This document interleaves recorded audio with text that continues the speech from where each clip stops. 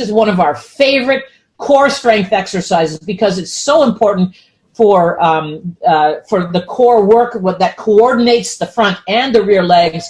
And we know that the core is weak in a lot of dogs. So I'm just going to walk you through this exercise and also tell you about a few of the important points for how you can make it more difficult.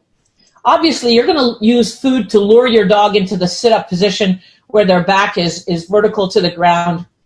Doesn't this dog look cute? I wish she was not wet, but she had just been outside in the snow and came in to demonstrate for me, so I had to take what I got. But look at her sitting up and balancing really nicely on those strong haunches, and you can imagine how her core is working to do that. But that's not all there is to this exercise, because once the dog knows how to beg, the next thing you want to do is use food in your hand to gently off-balance your dog. You can move the food sideways, you can move it up and down, you can move it backwards and forward.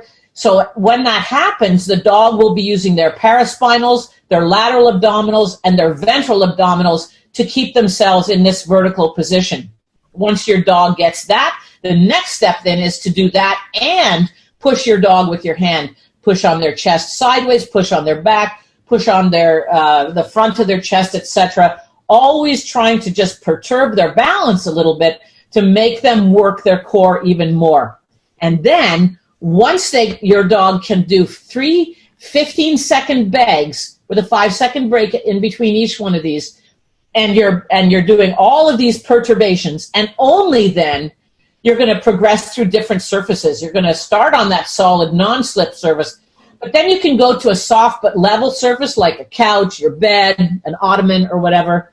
Then you go to working on hills where you face the dog in each of the 4 directions, and the muscle group that's facing uphill is going to work harder than the other muscle groups.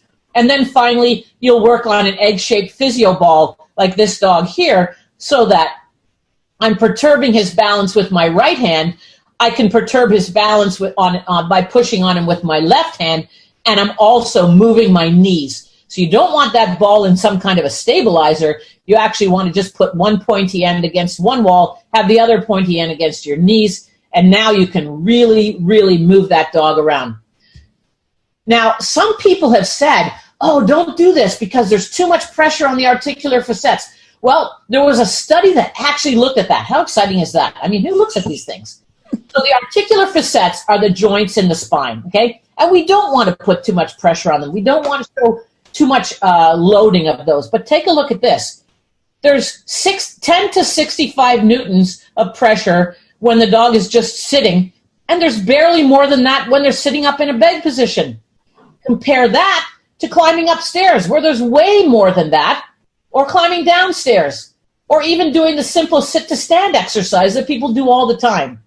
So we feel really, really confident that we can tell you to do this exercise with your dogs, and it'll be tremendous benefit to them and really, really work the core, which is so weak in so many dogs.